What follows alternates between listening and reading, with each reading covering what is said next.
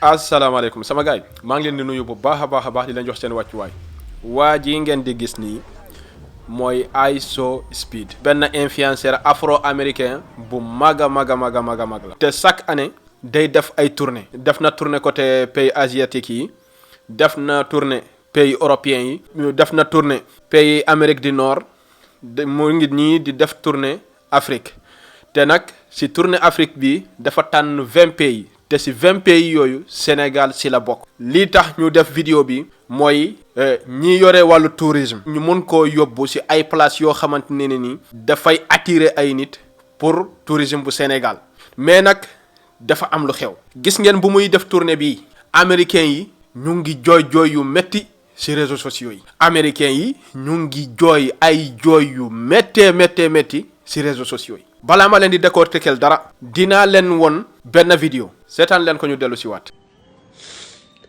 Man, this whole time, bro, they made me think Africa was such a poor country, bro, such a place you wouldn't want to be at, bro.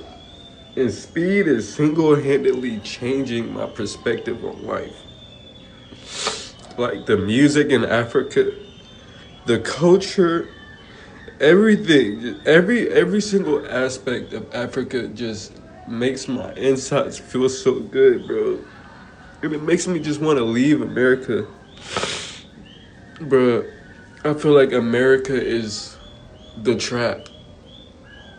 America is the trap. The American dream is the trap. Everybody else is free, but not free from America. America's the problem, bro. America's the problem. And I'm ready to get the out of here. Like, Speed, thank you, bro.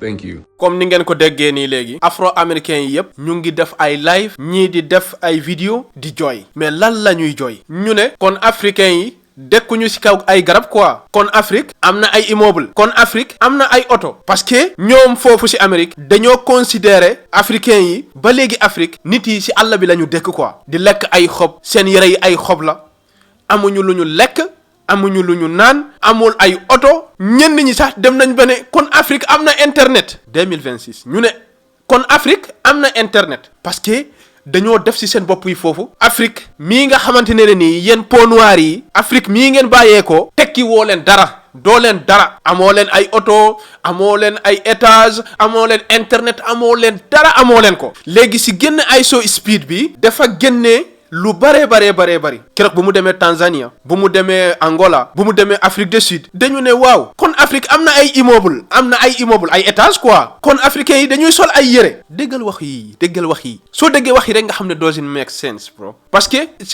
ñoom ci travers seen télévision yi la ñuy gis Afrique nan la ñuy gisee Afrique ay organisation yooyu ne dañuy yóbbu ndimbal Afrique dem ci dëkk yi gën a reculé ci Afrique dem foofu nga xam ne yow mii doomu dëkk bi sax xamoo village bii ñu dem xamoo ko te yaa ngi juddoo ci réew mi màggee fi village bii ñu dem di naan dañuy dem yóbbu seen organisation pour dimbali ñooñee yow mii juddoo ci réew mi màggee fi xamoo fa ba tax na keroog seen président bi Donald Trump président Libéria bi bu mu demee di wax ak moom anglais mu ne ko kon yoon dégg ngeen anglais kon nga xam ne américains yi lu ñuy muus lu yëpp di nganda lu yëpp xamuñu dara luy daw ci àdduna bi dara la ñu xamul américains yi ndekete xamuñu dara luy daw ci àdduna bi ñii nag lan la ñuy jooy lan moo leen métti ñu ne lii lan moo tax kon ñoom seen télé yi duñ leen ko won te ñoom musuñu xam lii ñu ne léegi nag ISO Speed dem fii mu dem Afrique won nañu Afrique xam nañu ndekete Afrique am na ay oto am na ay tali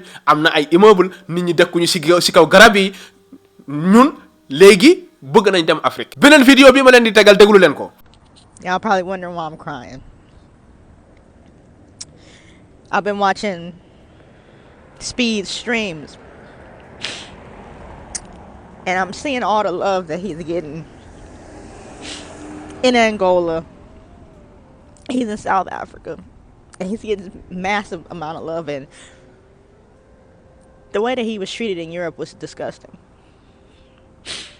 But to see him be a black man from the United States of African descent and be able to go back to the continent and be treated like a human by civilized African people when we've been taught that Africa is primitive, that it's dangerous, don't go back. They have this, they have that. They don't want you, they don't like you. And to see an African American man with his stature go back to the motherland and be treated with so much respect.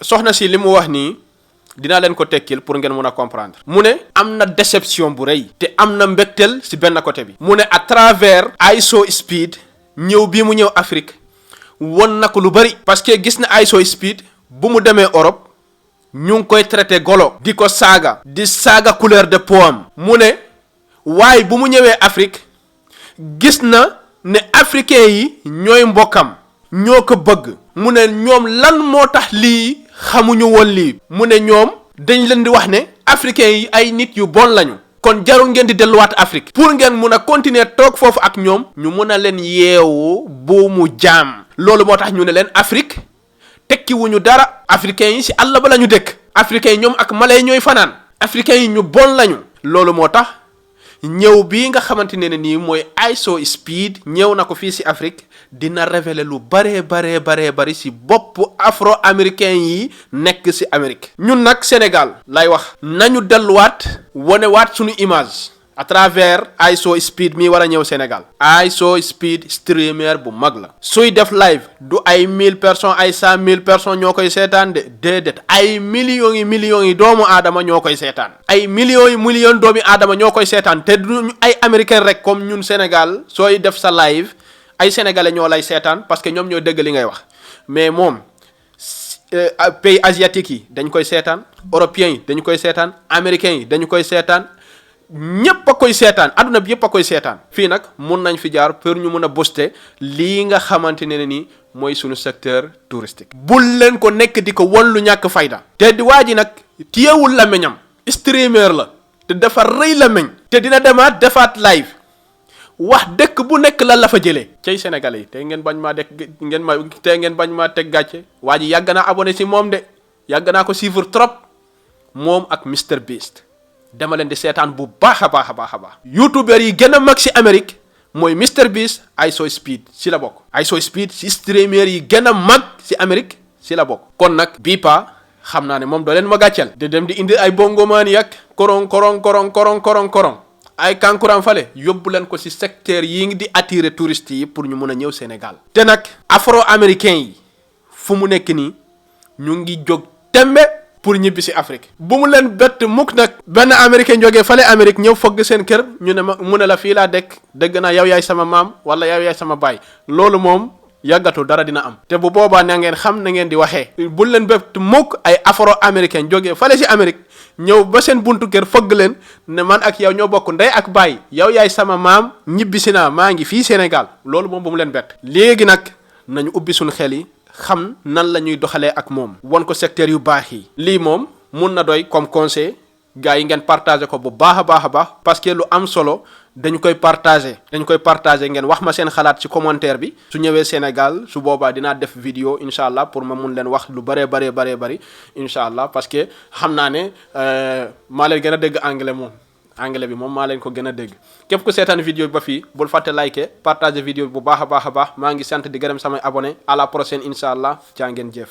sama gaay Coupe d'Afrique bi am na solo lool waaye bu mu neex ba ñu fàtte waaj yi gis nga kii ngeen gis kii moom la ñuy wax Speed In Show influenceur bu mag a mag la buy def live waxuma leen 200 000 waxuma leen 500 000 waxuma leen 600 000 personnes ñoo koy suivre à l'instant mais ay millions de personnes ñoo koy suivre à l'instant dafa décider ñëw Afrique tànn lu tolloo 20 pays Sénégal si biir 20 pays yooyu la bokk pays yu muy visiter instant bii nii moo ngi Afrique jot na dox quelques pays monde bi ñu bëri ñoo ngi gis di xam ay découvrir affaire yu bëri si pays boobu noonu donc moom day valoriser pays en quelque sorte mais mënul valoriser loo xamante ni valoriser wul boppam ba pare xaw ma xam yéen a ngi dégg fu may waxee maanaam bu ñëwee Sénégal gars yi toppatoo wuñ ko dalal luñ ko wan ñu ko endroit yi mu war a visiter dëgg-dëgg mënul valoriser pays parce que moom day dem à l'aveuglette moo tax secteur tourisme ñu ko yor nañ def attention bu baax a baax ci Speed buy ñëw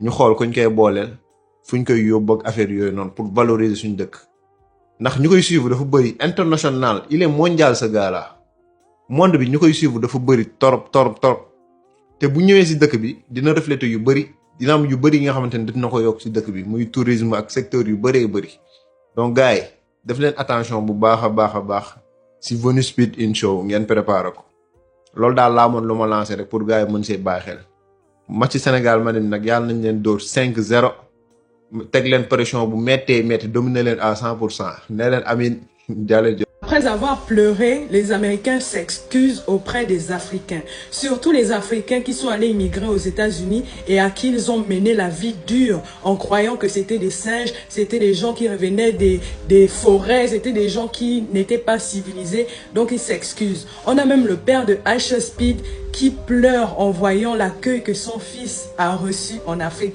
Je vous dis que l'affaire là est devenue grave. Asseyez-vous confortablement, je vous résume ça tout de suite. Hier, je vous ai fait une vidéo en vous parlant de Aisha Speed et à quel point son voyage dans plusieurs pays en Afrique est en train de bouleverser les Américains.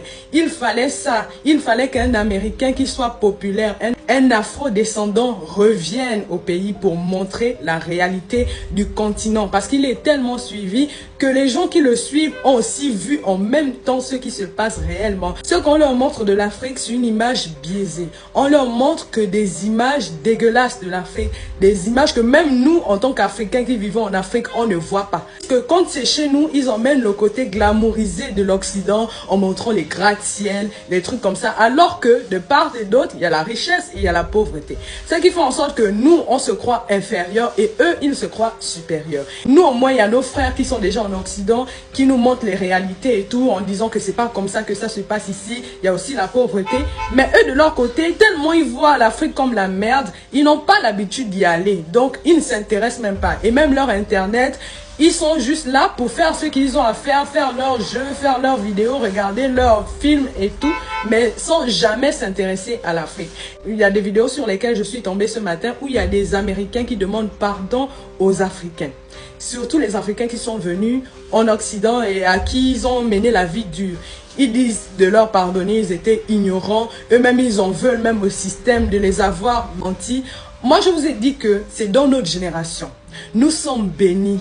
Mais nous sommes bénis d'assister à ça. C'est dans notre génération et ça va venir avec les jeunes. Vous voyez, lui, il est simplement venu faire ses vidéos, mais regardez à quel point c'est en train de prendre de l'ampleur aux États-Unis. Et nos frères vont revenir nous trouver. Et c'est là où les vraies choses vont commencer. On a même le papa de Aisha Speed qui n'a jamais mis les pieds en Afrique aussi, qui a fait une vidéo en pleurs en voyant l'accueil que son fils a reçu. Parce que pour eux, ils se disent que nous sommes des brutes, on est là, on se bagarre, nous sommes des animaux en fait. Et lorsqu'ils voient ça, obligés de chialer en fait. Et il y a aussi le gars que je vous ai mis hier qui pleurait en disant que il ne savait pas que l'Afrique était comme ça, qui a lancé une cagnotte pour voyager en Afrique. Et il y a plusieurs personnes, vous savez, nous les Africains, on accueille tout le monde. Donc il y a plusieurs personnes qui l'ont déjà invité dans ces pays. Il dit qu'il a même du mal à choisir, mais il est en train d'organiser tout ça pour partir. Il y a plusieurs personnes qui se lèvent déjà, les Afro-Américains, qui se lèvent déjà pour dire que oh l'Afrique c'est pas ça, l'Afrique c'est ça. Moi je vous ai dit, vous allez lire le second nom de Dieu c'est le temps. Ça fait 400 ans. Je suis tellement contente. So let me tell you something. Speed's Africa streams, they hit differently, fam. Way better than his streams anywhere else, especially in Europe. I'm noticing it. And I gotta ask, are you noticing too? Because it's all love over there. The vibes, pure good energy, no drama, no crazy names being yelled at him. Just people vibing, doing his catchphrases, embarking with him like it's a whole movement. And hold up, he even met the president of Angola. You know, he's out here living, doing races, and it's all good times. Honestly, this is the energy we need everywhere. But here's the thing. Why are the people in Africa treating Speed so much better than in some other places? Especially Eastern Europe, where it's not always the same vibe. Could it be that people have been misrepresenting Africa for years? Maybe they don't really know the place. I'm just saying, I'm noticing a difference. Africa's showing up, and it's a whole nother level of love and respect. That's what's up.